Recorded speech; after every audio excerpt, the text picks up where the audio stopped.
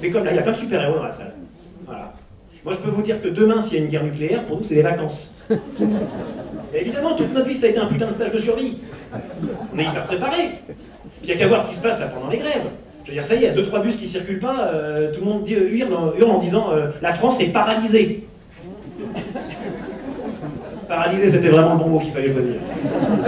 Sur mon parcours d'organisatrice de festivals et de tours festivals, j'ai rencontré des personnes en situation de handicap et des garçons étudiants en cinéma qui étaient passionnés enfin qui sont toujours passionnés d'ailleurs de cinéma, de théâtre et de culture, mais il n'y avait pas de lieu dédié pour. Donc on a décidé, avec mon directeur artistique Philippe Cazat, de créer un festival international du film sur les handicaps.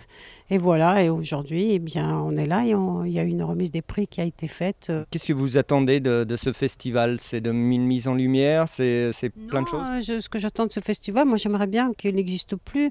Quand les mentalités, les choses auront évolué, j'aimerais ne pas organiser un festival de handicap pour sensibiliser les gens au handicap. Parce que ce que j'aimerais bien, c'est qu'on ne parle plus de handicap, mais juste de personnes.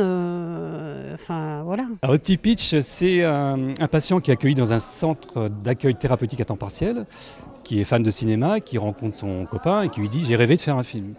L'autre il dit « un film, c'est pas possible ». Et en fait, pendant tout le film, ils vont être confrontés à la réalité de faire un film, scénario, on n'a pas de scénario, on n'a pas de matériel, on n'y connaît rien, et en plus on est malade, on est handicapé. Qui va nous aider? Ceux qui sont les plus à même de les aider, c'est eux-mêmes. Voilà. Et l'histoire après, donc c'est un film un peu universel en fait, plus que sur le handicap, parce que ces gens-là se prennent en charge, comme une bande d'amis, pour faire leur projet de film. Ils vont y arriver, ou pas y arriver, mais en tous les cas, ils vont rebondir.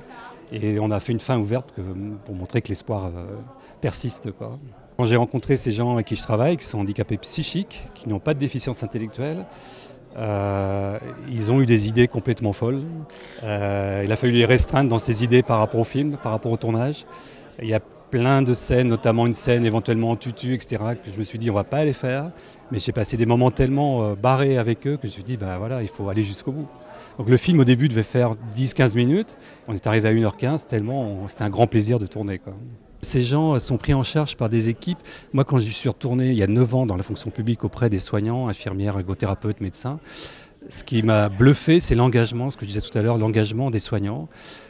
Jusqu'au dernier moment, le moment de la retraite par exemple, c'est des gens qui travaillent, qui s'investissent et qui proposent des projets à ces gens-là.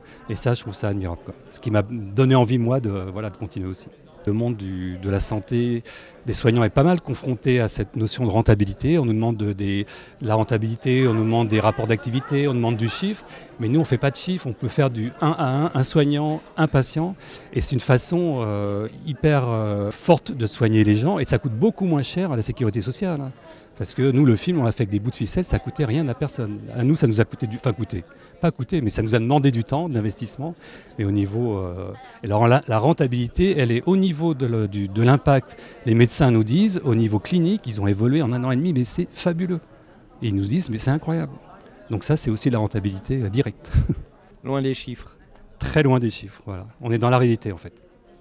Non, parce qu'il faut quand même que vous preniez conscience de quelque chose, là. C'est que dans chaque valide qui est dans la salle ce soir, réside un handicapé potentiel. Ah non, mais une petite surdité, un début d'arthrose. Si vous aussi, vous avez comme ça un valide qui vous emmerde, pensez à lui rappeler ceci. Vous le prenez droit dans les yeux, vous le regardez et vous lui dites ça. Vous lui dites, tu sais, moi c'est le début de ma vie qui a été dur, et ben toi ce sera la fin. Voilà,